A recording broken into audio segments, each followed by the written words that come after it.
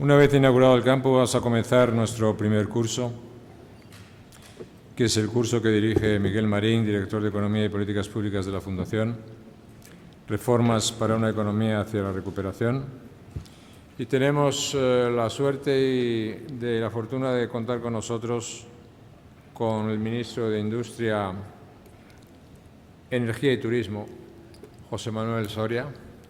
a quien quiero dar la bienvenida al campus. Decirle que estamos muy contentos con su presencia aquí y que estamos deseosos de escucharle sus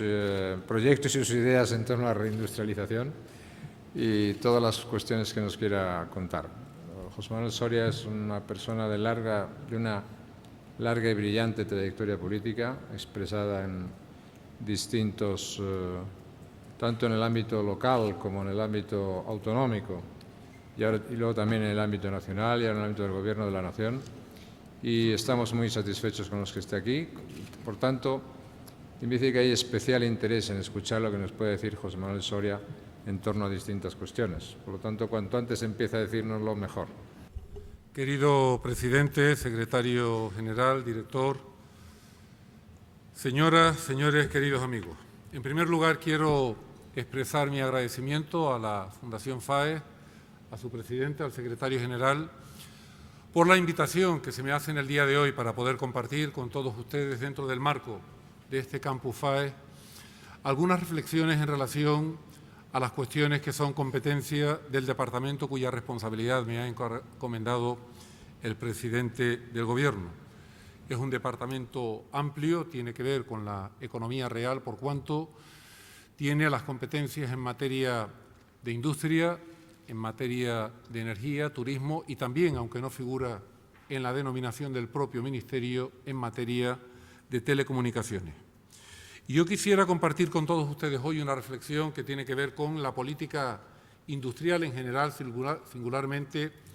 la política industrial en la Unión Europea y la política industrial aquí en España. La política industrial y, en general, todo lo que tiene que ver con la reindustrialización y la necesidad de aumentar el peso del sector industrial en el conjunto de la economía europea es hoy uno de los asuntos centrales de la agenda europea. Se ha producido, en efecto, a lo largo de los últimos años, un preocupante proceso de desindustrialización, en virtud del cual el peso de la industria en el conjunto de la actividad económica europea ha ido disminuyendo paulatinamente, prácticamente en todas las economías, con alguna excepción, como puede ser el caso de Alemania. Se están produciendo también fenómenos de deslocalización industrial, justamente hacia aquellos mercados con los que tenemos que competir, fundamentalmente mercados asiáticos. Y todo ello ha tenido tras de sí distintos factores, entre los cuales hay fundamentalmente cuatro importantes. En primer lugar, una evolución más desfavorable en Europa en cuanto a los costes energéticos, input fundamental en cualquier proceso industrial. En segundo lugar, también una evolución más desfavorable en cuanto a los costes financieros, también factor importante dentro de cualquier proceso de producción industrial. En tercer lugar, también ha sido importante la más desfavorable evolución de los costes laborales en Europa en relación a otros mercados. Y, por último, aunque no menos importante, también las empresas industriales europeas afrontan unos costes administrativos en términos de mayor burocracia e intervencionismo superiores a aquellos que tienen que afrontar las economías con las que competimos. Es verdad que se está produciendo una cierta ralentización en cuanto a las expectativas de la economía mundial, fundamentalmente en lo que son las economías emergentes y también en la propia economía norteamericana. Todo ello en función de algunas cuestiones que a lo largo de las últimas semanas hemos ido conociendo, como las crecientes restricciones crediticias en la economía china o el propio anuncio de la Reserva Federal de los Estados Unidos respecto a la finalización de sus compras masivas de deuda en el año 2014. Sin embargo, a pesar de ello, hoy la industria europea está perdiendo competitividad respecto a nuestros competidores. Todo ello ha sido objeto en distintas comunicaciones que han partido desde el responsable de Industria de la Unión Europea, el vicepresidente Antonio Tajani, que en sendas comunicaciones de los años 2010, 2011 y 2012 aspira a sentar las bases para una reindustrialización de Europa, fijando como un objetivo para el año 2020 el que la industria en Europa suponga al menos un 20% de toda la actividad económica en Europa y que, por tanto, se una a los 3 objetivos 20-20-20 que ya están marcados, como un 20% de energías renovables dentro del mix total, un aumento de la eficiencia del 20% y también una disminución de las emisiones de CO2 en un 20%. Aparte de todo ello, hay también esfuerzos permanentes por parte del Consejo de Ministros de Competitividad, que incluye a los responsables de industria de los distintos Estados miembros de la Unión Europea. Por tanto, digamos que hay un acuerdo generalizado en el seno de la Unión Europea respecto al objetivo y la necesidad de aumentar el peso del sector industrial en la economía europea. Sin embargo, en paralelo a ese objetivo, se dan en el seno de Europa, en el seno de la propia Comisión Europea, propuestas que van en el sentido contrario. Les pondré un ejemplo. Lo comentaba antes con el presidente y miembros de la dirección de FAE. Saben ustedes que, por ejemplo, la industria de la fabricación de automóviles en Europa, industria ciertamente importante en Europa y en el mundo, que además tiene expectativas ciertas de crecer a lo largo de los próximos años. Hoy en el mundo se están produciendo aproximadamente unos 86 millones de vehículos al año y las perspectivas son de un crecimiento de aproximadamente un 5% a lo largo de los próximos años, lo cual quiere decir que en pocos años estaremos por encima de los 100 millones en cuanto a producción de vehículos. Y quiero decir que Europa tiene una industria importante en el sector de la automoción, pero una industria que está en claro y alarmante, preocupante retroceso. Quiero recordar en esta materia que España, dentro de Europa, es la segunda industria europea en cuanto a fabricación de vehículos automóviles, por detrás solamente de Alemania, pero por delante de industrias fuertes en esta materia como es la de Italia o la de Francia. Pues bien, como saben ustedes, la industria de la automoción en Europa está sujeta a una serie de restricciones para poder cumplir lo que son los objetivos en materia de limitación y restricción de emisiones de gases de efecto invernadero. Y, por tanto, los procesos de fabricación de automóviles en Europa están sometidos a unas muy estrictas reglas en materia de límites máximos de emisión de gases de efecto invernadero y particularmente de CO2. Pues bien, tenemos unos objetivos fijados en el año 2020, pero hay en paralelo una iniciativa de los servicios de medio ambiente de la Comisión Europea para revisar, antes de que llegue ese momento, estos objetivos de limitación de emisiones para hacerlos más estrictos en relación a la industria del automóvil.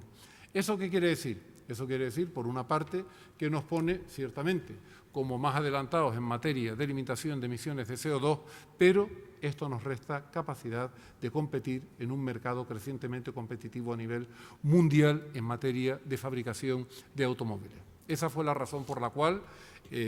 yo mismo, como ministro de Industria, en el último Consejo de Competitividad de la Unión Europea, que fue hace un mes, llevé una propuesta para que, digamos, no adelantáramos esa fecha, sino que esperáramos a ver, a medida que nos acercábamos al año 2020, cuál era el impacto, hacer una evaluación y un análisis del efecto de esas medidas que ya están en vigor sobre la industria europea del automóvil. Fue,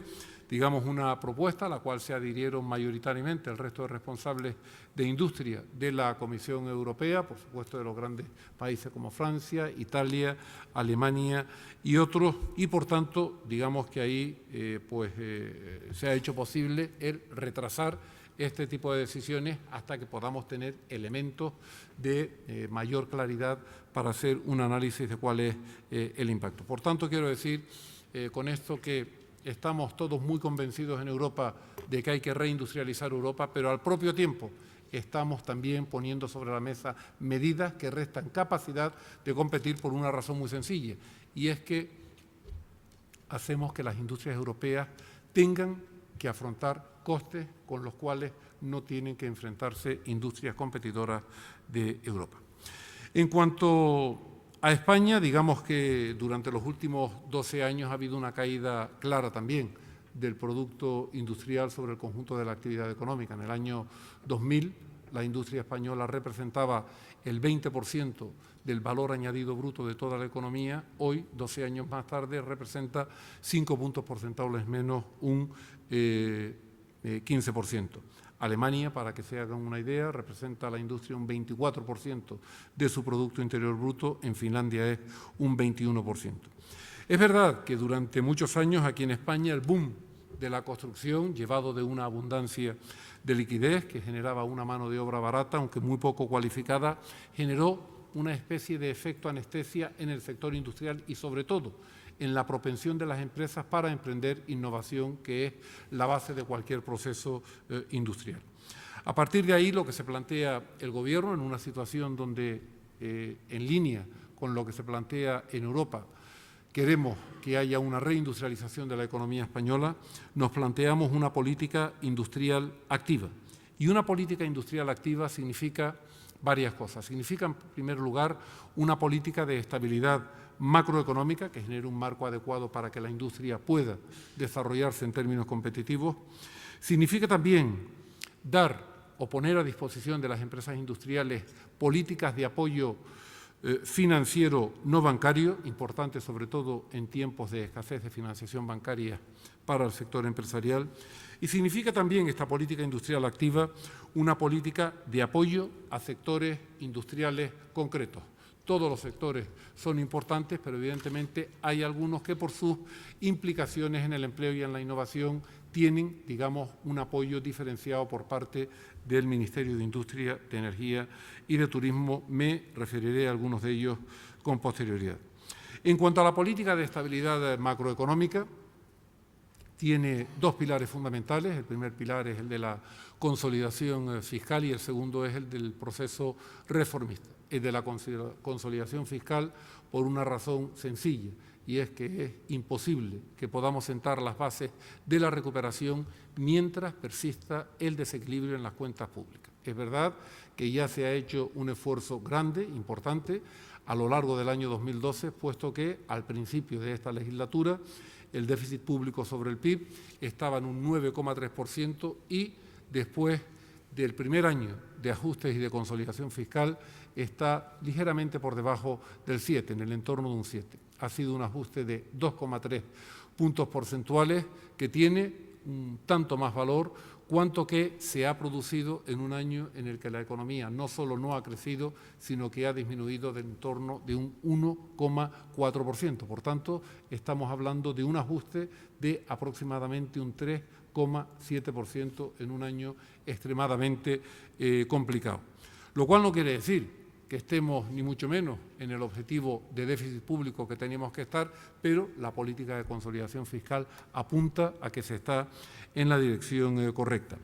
Y luego, dentro de la política de estabilidad macroeconómica, hay un conjunto de reformas, un proceso reformista que se ha iniciado desde principios de esta legislatura en materia laboral, en materia financiera, en materia educativa, en materia energética, algunas de las cuales ya están en marcha, otras están en proceso de elaboración, pero que apuntan también a que el proceso reformista tiene que continuar incluso con mayor intensidad de cara al futuro. Dentro de las políticas de apoyo a la financiación no bancaria, quería hacer una referencia fundamentalmente a 4 tipos de herramientas. En primer lugar, las políticas de apoyo a sectores concretos desde el punto de vista de la financiación expresada a través de los llamados planes de competitividad y planes también de reindustrialización para distintas partes y comarcas de España afectadas por ese proceso de desindustrialización. Es verdad que dentro del proceso de restricción presupuestaria y de consolidación fiscal al que antes me refería, el conjunto de todos los ministerios, de todos los departamentos, hoy tenemos menos volumen de recursos en los presupuestos. Para que se hagan una idea, en el año 2011 el presupuesto del Ministerio de Industria, de Energía y Turismo para todas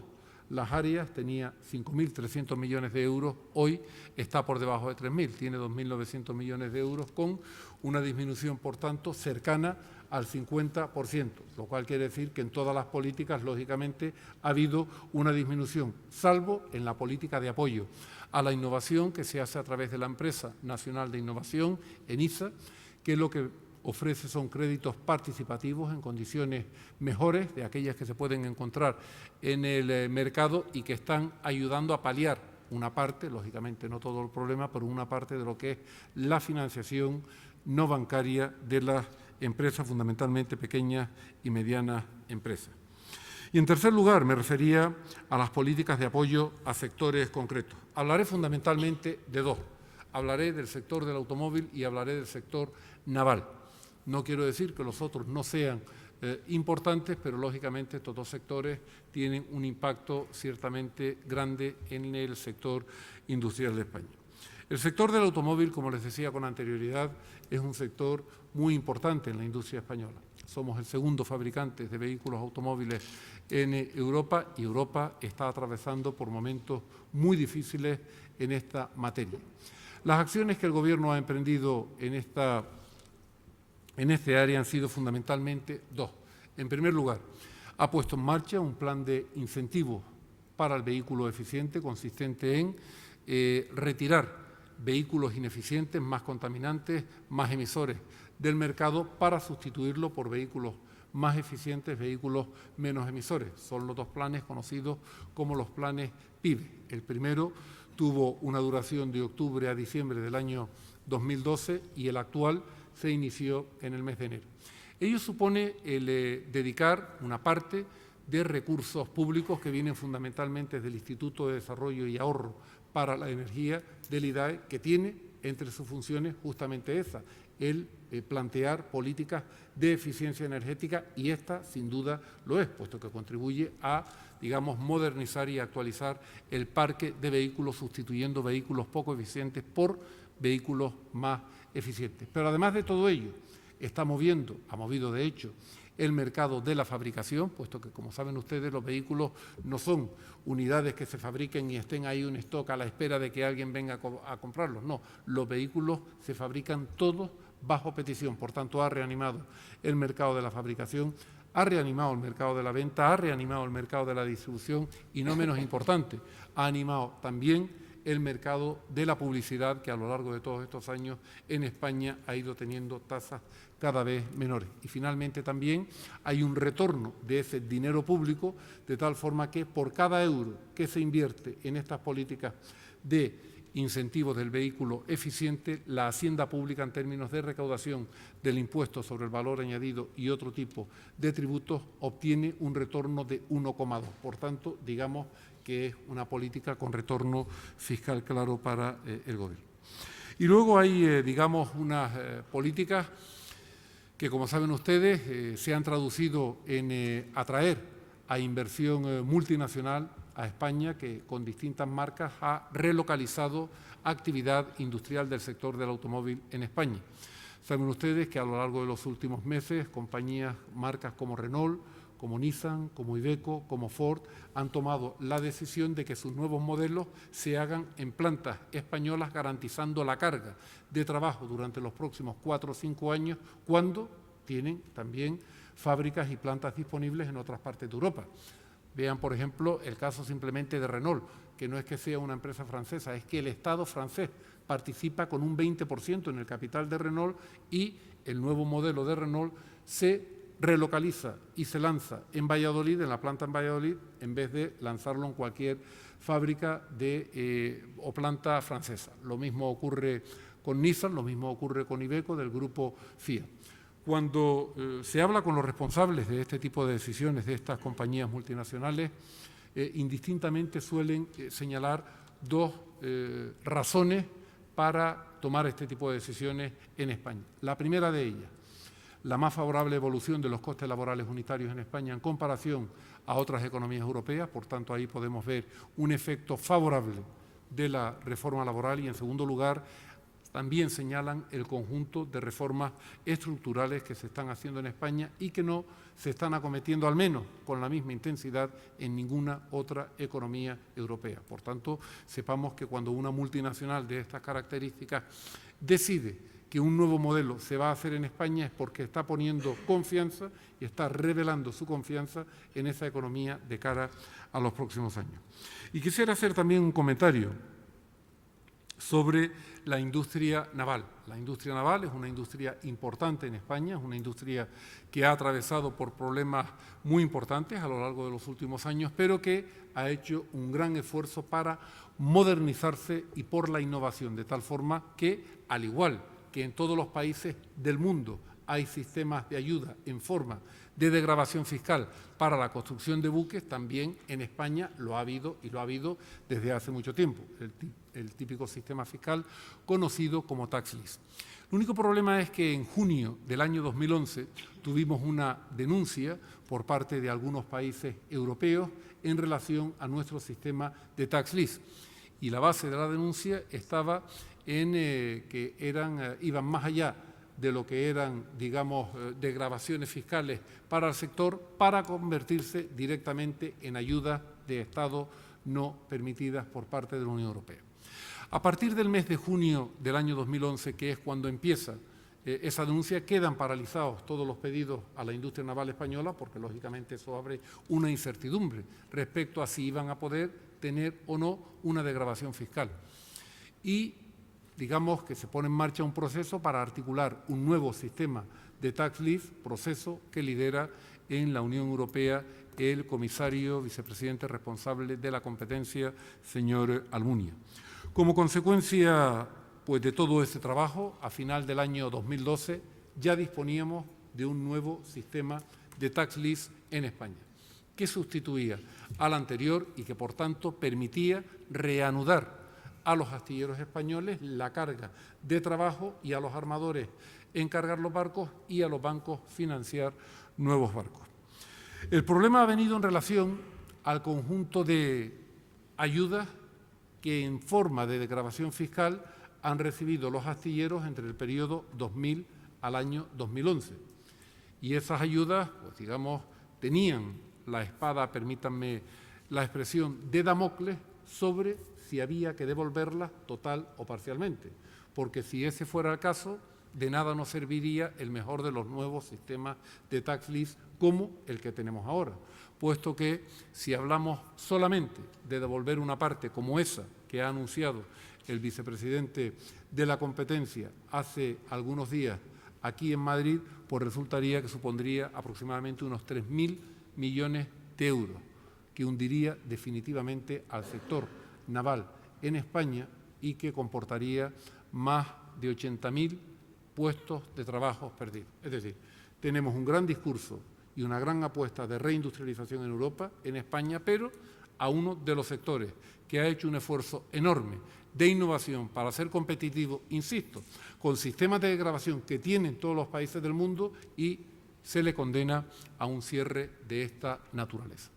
Esa es la razón por la cual esta misma tarde he convocado a los presidentes de las comunidades autónomas más afectadas por esta decisión, Galicia, País Vasco y Asturias, para llevar al convencimiento de la Unión Europea en general y particularmente del vicepresidente de la competencia de que no es posible una decisión de estas porque sería el fin de un sector, sería una nueva disminución del sector industrial al conjunto de la economía española y, desde luego, vendría a agravar y mucho el problema del empleo en España. No me gustaría concluir sin hacer alguna referencia a lo que puede suponer todo el sector de las telecomunicaciones dentro del proceso de reindustrialización de España. Como saben ustedes, a lo largo del pasado año 2012, una de las tareas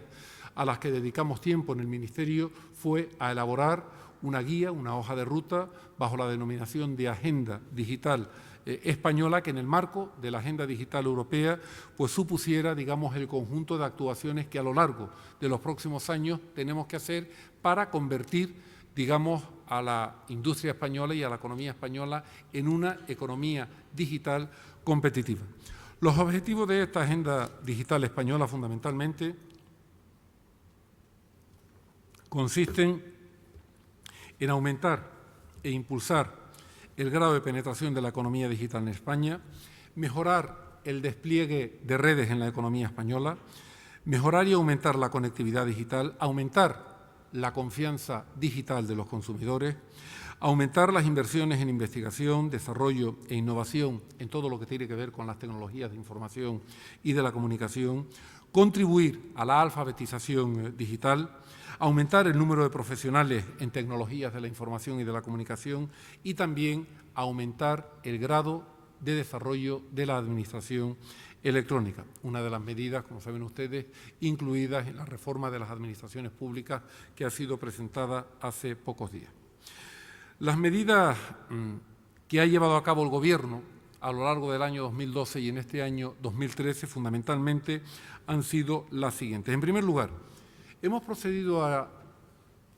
hacer determinados cambios en la Ley General de Comunicación Audiovisual para posibilitar que las comunidades autónomas tengan una herramienta legal en la mano para que puedan tomar la decisión que más conveniente les sea en materia de televisiones autonómicas. Me explico. Hasta el cambio del que les hablo en la Ley de Comunicación Audiovisual, las comunidades autónomas que tenían televisiones autonómicas tenían que gestionarlas directamente. Ahora pueden gestionarlas indirectamente y pueden incluso tomar la decisión de no tener televisión autonómica, simplemente vendiendo, por tanto, transmitiendo la provisión pública de ese servicio al sector privado. Es decir, pueden gestionarla indirectamente, de manera privada, y además, si quieren, pueden venderla. Ese cambio se posibilita por esta nueva, digamos, Ley de Comunicación Audiovisual. Hemos elaborado una nueva Ley General de Telecomunicaciones, la actual data del año 2003, que venía de la directiva del año 2002, de la directiva europea, pero claro, desde el año 2002 se han producido muchísimos cambios en el mercado, en el entorno audiovisual, hay más operadores, hay necesidad también de proceder a una mayor protección de los usuarios. Este cambio en la Ley General de Telecomunicaciones se hace fundamentalmente para alcanzar los siguientes objetivos. En primer lugar, para contribuir a un mayor y mejor despliegue de las redes de banda ancha en España. En segundo lugar, para contribuir al desarrollo de contenidos digitales. En tercer lugar, para impulsar la industria de fabricación de equipos. En cuarto lugar, para facilitar las inversiones de los operadores. En quinto lugar, para mejorar la prestación de servicios digitales. En sexto lugar, para aumentar la oferta de servicios digitales a los ciudadanos. Y, por último, también para aumentar la cobertura a los ciudadanos. Para todo ello, lo que hace la Ley General de Telecomunicaciones es mejorar el marco regulatorio para darle una mayor estabilidad, se eliminan barreras al despliegue de redes, se establecen pautas para contribuir a la unidad de mercado respecto a la normativa existente, de tal forma que la normativa sectorial sea una normativa que predomine sobre la normativa urbanística, de suelo o territorial. Ya saben ustedes que muchas veces los propios operadores en sus respectivos proyectos de inversión para desplegar redes se encuentran con problemas de legislación urbanística, municipal, autonómica, insular, etcétera, etcétera. Se pretende también agilizar procedimientos, simplificar de manera administrativa todo lo que es concesión de licencias, autorizaciones, etcétera, así como posibilitar el acceso a los operadores de redes digitales a las redes de otros sectores. Y finalmente, también quería hacerles algún comentario en relación a lo que es el despliegue de la cuarta generación de telefonía móvil. A principios de esta legislatura había un programa en marcha, un plan de puesta en marcha de esta cuarta generación de telefonía móvil, de la 4G, que venía de la legislatura anterior y que tenía previsto que se iniciara el despliegue el 1 de enero del año 2015, con un importe de aproximadamente unos 850 millones de euros. Todo esto comportaba, en primer lugar, un paso previo, que era liberar la parte del espectro radioeléctrico que hoy todavía está ocupado por televisiones digitales terrestres, para liberarlo, reubicar estos canales en la otra parte del espectro no liberada para que por la parte liberada, conocida como dividendo digital, se pudiera desplegar la cuarta generación de telefonía móvil. Y quiero decir que se articuló un plan de acuerdo con quienes son los licenciatarios de las televisiones digitales terrestres, pero cuando el plan ya estaba listo hubo una decisión del Tribunal Supremo, una sentencia del mes de noviembre del año 2012, donde se venía a decir que la adjudicación de hasta 9 canales de televisión digital terrestre que el Gobierno había hecho en el año 2010 eran ilegales por no haberse hecho conforme a un concurso previo que exigía la entonces ya vigente Ley de Comunicación Audiovisual. Con ello, pues, lógicamente, estos canales dejaban de ser canales de estos licenciatarios, pero además es que hubo una segunda sentencia en el mes de febrero de este mismo año 2013, y era que no solo se anulaba por la anterior el acto de la adjudicación de esos canales, sino que se anulaba el propio Real Decreto en el que se establecía el derecho de estos licenciatarios a disponer de un múltiples completo de televisión y, por tanto, a tener esos canales adicionales. En cuanto a la cuarta generación de telefonía móvil, la buena noticia es que ya desde el mes de mayo pasado hay determinados operadores que han iniciado el despliegue de la cuarta generación de telefonía móvil. Lo han anunciado algunos como Vodafone, como Yoigo, como Orange y también la compañía Telefónica. No quisiera terminar sin hacer alguna referencia a que el conjunto de medidas y reformas que les he anunciado, que hemos estado adoptando en materia de política industrial, se va a completar a lo largo de los próximos días con un conjunto de reformas en el marco regulatorio del sector energético en España, porque, como les decía al principio, una de las restricciones que tiene el sector industrial en Europa, pero desde luego también la industria en España, son unos costes energéticos diferenciados por ser más elevados que los de nuestros competidores. El problema del sector de la energía en general y particularmente el del sector eléctrico es un problema complejo, es un problema que arranca de viejo, pero que con todas las limitaciones que tienen las simplificaciones, yo les podría decir que puede resumirse en que como consumidores, tanto domésticos como industriales, estamos pagando en el recibo por cosas que no debiéramos pagar y estamos pagando por algunas cosas más de lo que debiéramos pagar. Eso está haciendo que se genere un déficit entre los ingresos del sistema y los costes del sistema,